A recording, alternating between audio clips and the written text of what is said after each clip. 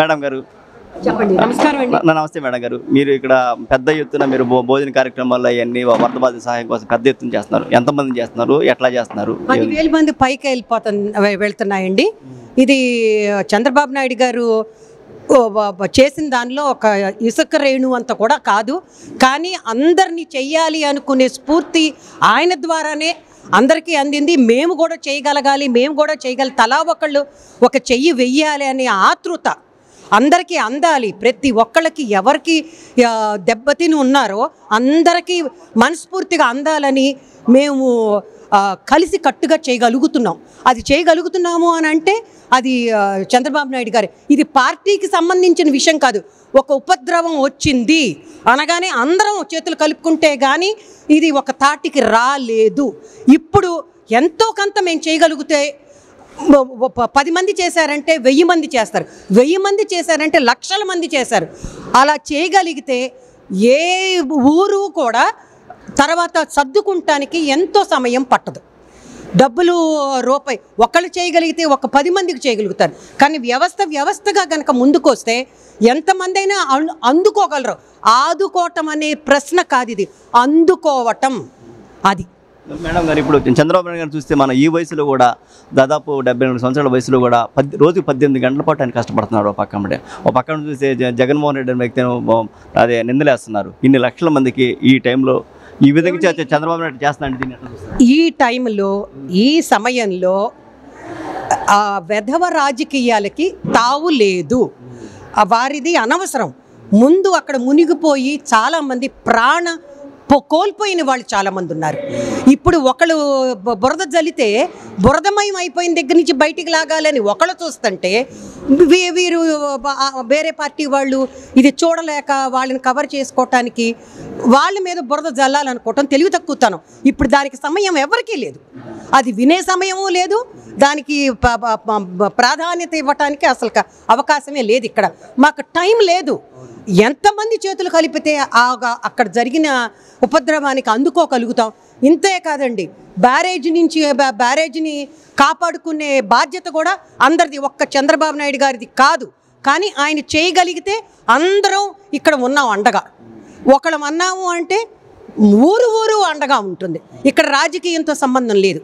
కానీ ఒక మాట నిజం, సిబిఎన్ గారు ఉన్నారు, ఆయన ముందుకు జరిగారు, వెనకమాలే సైన్యం వెళ్తుంది. అది. మీ పేరు మేడం? పద్మప్రియ. ఎందరికో స్ఫూర్తిదాయకంగా ఇటువంటి సేవా కార్యక్రమాలు ఎంతమందికి మీరు భోజనాలు ప్యాక్ చేయడం కానీ ఇవన్నీ చేయడం కానీ భోజనాలు అందించడం కానీ చేస్తాను. దీన్ని ఎట్లా చూస్తారు? దీని వెనక ఎవరెవరు ఉన్నారు ఏంటి? ఈ కార్యక్రమం అనేది సామాన్యమైనటువంటిది కాదు. ఈ కార్యక్రమం చేసేటువంటి దాతలకి ముందు మనం వాళ్ళకి శతసహస్ర కోటి నమస్కారాలు ముందు చేయాలి. ఏదైతే గుడ్ లీడర్ ఉంటాడో వాళ్ళ కింద పనిచేసే వాళ్ళందరూ కూడా అదే స్ఫూర్తిదాయకంగా పనిచేస్తారు. ఒకరోజు 2 రోజులది అయితే అనుకోవచ్చు.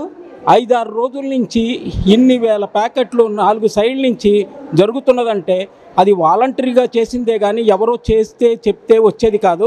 వాలంటీర్స్ కూడా వాళ్ళంతటి వాళ్ళుగా వచ్చి ఉదయం 6 గంటల కాడి నుంచి ఇప్పటి వరకు టీ తీసుకున్నామా, లేకపోతే అది చేసామా, ఇది చేసామా, కూర్చుంటానికి కుర్చీలు ఉన్నాయా, అన్నీ ఏమీ లేకుండా ఏదైతే నిర్దేశించిన టైంలో మనం వాళ్ళకి ప్యాకెట్లు అందజేయగలుగుతామో అంత తొందరగా ప్రిపేర్ చేస్తూ దానికి కావలసినటువంటి శ్రద్ధ ఇంట్లో మనం ఏ విధంగా అయితే పదార్థాలను తీసుకుని ఉంటామో అదే విధంగా అనేకమైనటువంటి జాగ్రత్తలు తీసుకుంటూ ఈ కార్యక్రమం చేయటం జరుగుతుంది. వాళ్ళందరికీ కూడా మనం శతసహస్ర వందనాలు చెప్పాలి. నేను చెప్పేది ఏంటంటే ఇలాంటి విపత్తు సమయంలో వాళ్ళు చేశారు వీళ్ళు చేశారు అనేది కాదు.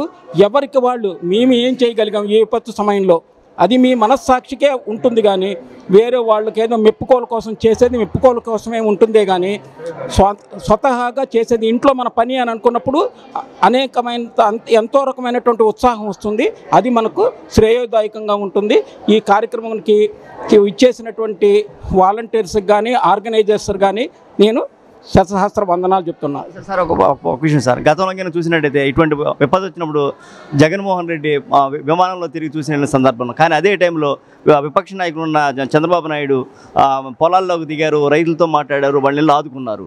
కానీ ప్రభుత్వం జగన్మోహన్ రెడ్డి చేయను. కానీ ఇప్పుడు మాత్రం చంద్రబాబు నాయుడు గారు చెప్పిన వెంటనే రోజు 18 గంటల పాటు ఇంటింటికి కూడా వెళ్ళకోకుండా విజయవాడనే తన కలెక్టరేట్నే తన ఇల్లుగా చేసుకొని 18 గంటల పాటు పనిచేస్తారు. దీన్ని ఎట్లా చూస్తారు మీరు? యథా రాజా తథా ప్రజ అనే ఒక నానుడు ఉందండి. ఇక్కడ వాళ్ళు చేశారు వీళ్ళు చేశారు అని చెప్పి అనుకుంటూ కూర్చుంటే అదే కార్యక్రమంలో ఉంటామే కానీ ఒక అడుగు ముందుకు వరదరగదండి. ఎప్పుడైనా సరే రాజు తలుచుకుంటే ఏదైనా చేయగలుగుతాడు. రాజు అనేవాడు చక్కగా ఉన్నట్టయితే ఆయన కింద ఉన్నటువంటి సేవకులు కూడా అదే పరిస్థితిగా ఉంటుంది. రాజు నిద్రపోతున్నట్టయితే పక్కన సేవకులు కూడా అదే విధంగా నిద్రపోతారు. ఇక్కడ ఆయన నిద్రే పోకుండా ఉండి అలసట లేకుండా ఆయనే అంత వయసులో అన్ని గంటలు ఆయన చూస్తూ ఉండి కాలు కదిపితే చెట్లు నరికేయటాలు అవి చేయటాలు ఎన్ని రకాలుగా ఉన్నటువంటి అవన్నీ కాకుండా ఇంత ఇదిగా తీసుకున్నందువరకు ఆయనకి ఆయురారోగ్య ఐశ్వర్యాలు కలగజేయాలని చెప్పి ఇక్కడ ప్రజలే కాదు ఎక్కడో ఉన్న అందరి ప్రజలు కూడా సుఖంగా ఉండాలని చెప్పి ఆయన ఆకాంక్ష నెరవేర్చాలని చెప్పి అన్న సంకల్పంతో అందరూ ఉన్నారు. కాబట్టి ఇది మంచి శుభదాయకమైనటువంటి విషయం అండి. మీరు చక్కగా యూనిటీగా మీ మహిళలందరూ కలిసి ఇక్కడికి మంచి కార్యక్రమాన్ని ఏర్పాటు చేశారు. కానీ ఎక్కడ నీట్నెస్ చూసారు, అందరు గ్లో చేసుకున్నారు, చాలా నీట్గా ఉండి అన్నీ చేస్తున్నారు. మీరు చంద్రబాబు నాయుడు గారు కూడా ప్రజలకే ప్రజలు ఇటు రాజకీయాలను పక్కన పెట్టి ప్రజలకి ఏదైనా చేయాలని తపంతో 18 గంటల పాటు కష్టపడుతున్నారు. మీరు కష్టపడుతున్నారు. దీన్ని ఎట్లా చూస్తారు మీరు? ఇది ఆంధ్రప్రదేశ్కి వచ్చిన విపత్తు అండి. కనీ విని ఎరగని విధంగా వచ్చింది. అనుకోకుండా మనం ప్రకృతిని ఆపలేం, ఏదైనా ఆపగలం. కానీ ఒక దురదృష్టంలో అదృష్టం ఏంటంటే చంద్రబాబు లాంటి మహానాయకుడు మన ఆంధ్రప్రదేశ్కి ముఖ్యమంత్రిగా ఇప్పుడు ఉండటం అనేది ఆంధ్రప్రజలు చేసుకున్న అదృష్టం. కాబట్టి ఇంతమంది ప్రాణాలు, వేల మంది లక్షల మంది ప్రాణాలు కాపాడుకోగలిగాం. అలాగే వారు నీళ్ళల్లో బురద నీళ్ళల్లో తిరిగి 24 గంటలు రాతనక పగలనక 70 సంవత్సరాల వయసులో ఆయన అలా కష్టపడుతుంటే మేము ఇంట్లో ఎలా కూర్చోగలుగుతామండి?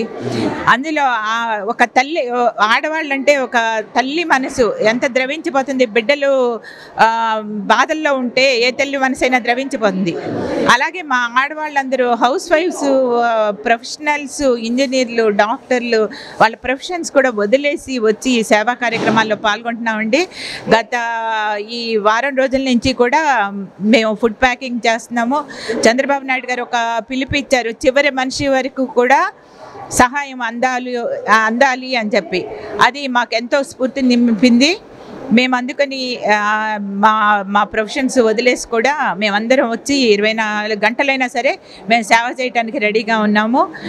అలాగే బాధితులు ఎవరు కూడా ఇది బాధ అనుకుండా వాళ్ళు మళ్ళీ న్యూ లైఫ్, వాళ్ళ ఈ గతాన్ని, ఈ బాధాకరమైన ఇది మర్చిపోయి మళ్ళీ న్యూ లైఫ్ ఆనందంగా గడపడానికి మాకు అవసరమైన తోడ్పాటు తప్పకుండా సహాయ సహకారాలు ఒక బట్టల రూపంగా కానీ, ఆహార రూపంగా కానీ, వస్తువుల రూపంగా కానీ మేమందరం సహాయం చేయడానికి ముందున్నాము.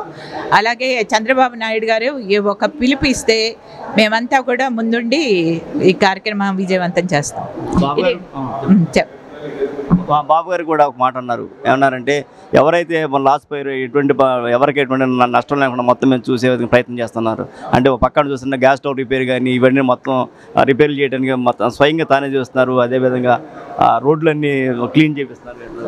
ఇది అసలు ఎక్కడ మన ఆంధ్రప్రదేశ్ కాదండి, భారతదేశంలోనే కనీ విరగని మహానాయకుడు ఆయన.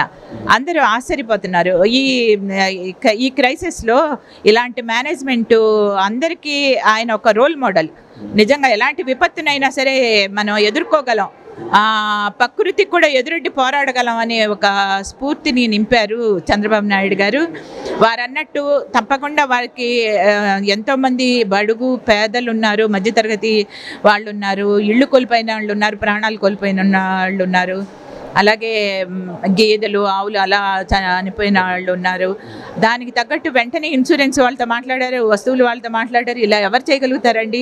ఆయన ఒక్కరికే సాధ్యం అవుతుంది. నిజంగా చంద్రబాబు నాయుడు గారు మన ముఖ్యమంత్రి మళ్ళీ చెప్తున్నాను, ఆయన ఆంధ్రప్రదేశ్ ప్రజల పుణ్యం ఏంటంటే వారు ముఖ్యమంత్రిగా మనకి ఈ క్రైసిస్లో ఉండటం అనేది చాలా అదృష్టం. ప్రజలు చేసుకున్న పుణ్యం. ఒక భగవంతుడి రూపైన ఆయన ఇలా వచ్చి సేవ అందిస్తున్నారు. ఇదే నేను చెప్పగలను. ఈ విధంగా చేస్తున్నారు ఏంటి ఇప్పుడు? చాలా బాగా చేస్తున్నారండి. రమణి అండి. ఆయన చేసినట్టు ఓపికగా ఆయన వెనకాలే అందరూ ఉండాలని భగవంతుని కోరుకుంటున్నానమ్మా. కానీ మీరు కూడా స్వచ్ఛందంగా ఇక్కడ పనిచేయటువంటి గ్లౌస్ అయి చూసిన మాత్రం చాలా నీట్గా ఏదో కొంచెం సాయం చేద్దామన్న ఉద్దేశంతో వచ్చామండి, అంతే. అంతేనండి. అమ్మ మీరు చెప్పండి అమ్మా. కాదు, మీరు చూస్తూనే ఉండమ్మా, చక్కగా గ్లోజ్ చేసుకున్నారు, చక్కగా నీట్గా ఉన్నారు. అసలు ఇంకా సాయం చేద్దామని వచ్చామండి. Okay, thank you.